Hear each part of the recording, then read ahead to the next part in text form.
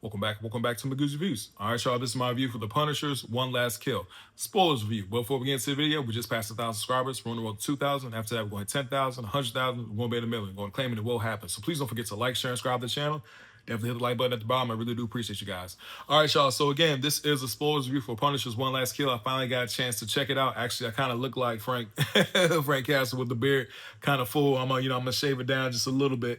But overall, man, I do like it. I do like it. Now, this is for mature audiences only. This is not for little kids, even though it is Marvel The Punisher. If guys know the comic books, the Punisher has his own Max comic books. Even certain other characters in Marvel have Max, and that means for mature, like they showing blood, guts, and all other kinds of things, right?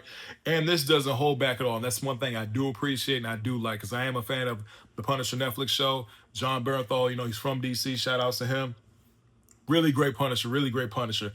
But anyway, man, it pulls up. I mean, the star starts off, with him, of course, in the apartment and everything like that.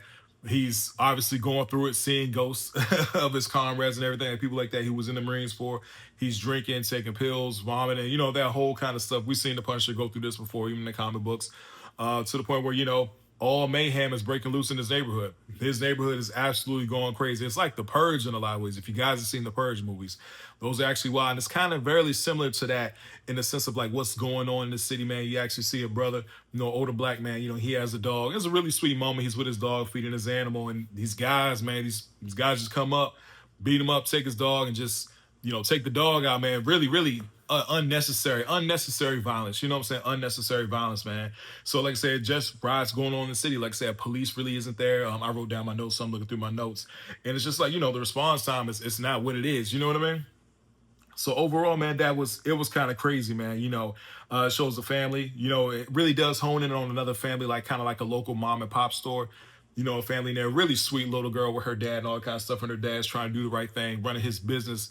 But just the city's in mayhem, man. There was a really cool shot of Frank walking down the street, trying his best to ignore the mayhem going around him, man. But it was a really cool shot of him but you hear people in the back, somebody gets, taken out, man. People are screaming and fighting. It's absolutely insane, right? And it shows him, going to, the graveyard, talk to his family, of course. And, really cool backs, like flashbacks of his family and stuff like that. And those moments in which he's like, hey, I wish I would have read you a bedtime story, but I thought I was too tired, or, this or that. Yeah, with his wife. So yeah, overall, really good, really, really good. And like I said, very graphic still, because even there was a scene, as the episode is going on, you see his daughter holding her stomach and there's blood. Obviously, she's been attacked. And it's just those flashbacks, so it really shows like where he is psychologically. He's not there. You know what I'm saying? He's not there. And it's kind of like he needs something to snap him out of it. And then that's when he runs into the Nishi family, the lady of the Nishi family. She talks about her husband who was taken out. And then she talks about her older son, who was taken out, then her middle son who was taken out, then her younger son who was taken out. She's of course in a wheelchair. She got like big black dude as a bodyguard and everything. It's actually kind of funny when she's in a wheelchair. But she's gonna find out like, hey, at 6:47, I'm coming after you. Like, I'm sending everybody after you for what you did to my family, right? So it builds up. This episode is very low on plot, very, very low on plot. Like I said, I guess the main stories of the plot is that whole Nishi family trying to go after Frank, her, but at the same time, Frank, what he's going through mentally. That's far as the plot goes, but this is very action heavy. When the action kicks in, it kicks in very good choreography in these fight scenes. So that's when you see at 6:47, he's in his apartment and he sees Karen Page, of course, from the Daredevil show. Karen, Daredevil's girlfriend. And he's talking to her. He's like, yo, you real? She's like, yeah, I'm real, Frank. But it's not real, so he's just seeing these images in his head. And that's when she's like, yo, it's 6:47. And that's when he looks through the peephole and he sees the family across from his apartment unit getting attacked. He sees the gas leak come up in front of it. Great scene too. And like the fire, it lights up and it actually lights him up, but I mean, it was really cool how they did it. Definitely a very, no CGI or nothing. Like that was actual live action, how they did that scene. He bumps through, all mayhem break loose, man. I'm telling you, the fight choreography was really great. I love fight choreography when it comes to really tight corner and spaces. Very similar to like the John Wick movies and stuff like that. I'm also a big fan of like the big battles and fight scenes and stuff, but I really love like those really tight corner spaces. You know what I'm saying? Like it's like an apartment unit. So really that was one thing. This is like the whole mayhem broke out in his apartment unit. He's taking the guys out. He took out maybe like, sheesh, 20 guys alone just in that apartment unit, you know, who were trying to kill that family. Really great. Like I said, it doesn't hold back at all. It doesn't hold back. He actually, you know, runs up to the rooftop. He's fighting guys up there, taking them out. But like I said, you know, the Punisher, hey, we all know what the Punisher can do. You know what I'm saying? So he's doing that. So that was really cool. Now, there was a scene on the rooftop after he does take a couple guys out that he does fall. And I did see this online and everything, in which he's talking about when he fell, the CGI wasn't necessarily complete. And that is true. The CGI really wasn't complete when he does hit the metal grates. I was like, yeah, that wasn't a great shot. That wasn't a great shot at all.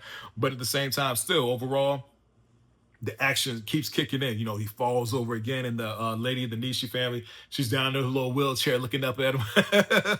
He's fighting like everybody in this apartment unit is coming after him. He's just taking them out. You know, really John Wick's way in a whole lot of ways, right? The Punisher was John Wick before John Wick. You know what I'm saying? But overall, like I said, very action heavy, but the action does hit. And it comes down to him later on with the guy at the corner store who was nice to him, you know, the little girl. They're being attacked. So he goes over there, takes out the guys in there. He actually does get hurt by this one guy. Real big dude, man. Looked like a UFC fighter with tattoos all over him. Actually stabs him. You know, but he does the guy a lot worse than what he did him. I can't even say, but yeah, he really did, you know, did a number on him.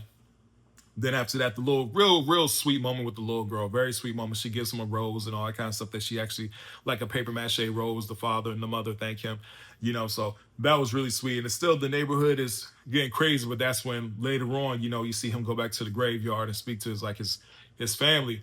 Man, next thing you know, he got the Punisher gear on. He got back, you know, the skull and everything. Punisher has one of the best symbols, you know what I'm saying, of any superhero. I love the Punisher symbol.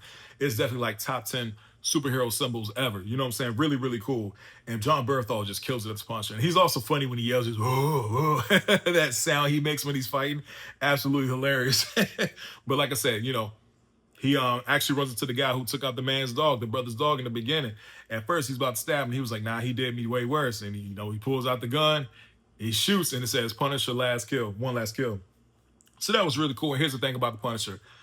He's going to be in Spider-Man. So I thought this was a really cool segue into the Spider-Man movie that comes out in, late July, in which you see him in the trailer. So Punisher, Hulk, Spider-Man, all going to be in one movie. I can't wait to see. And I thought this was a really cool segue into the Spider-Man movie. Like I said, it's just an episode long, about 50 minutes. But overall, action heavy is good. Very thin on plot.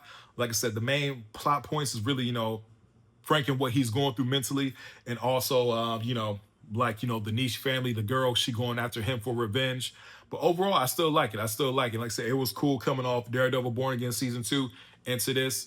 And like I said, Spider-Man comes out in July, so I am looking forward to it. But anyway, if you guys have seen it, tell me what you think about it in the comment section. Again, I hope everybody has a blessed day, and I'll see y'all soon. Have a good one.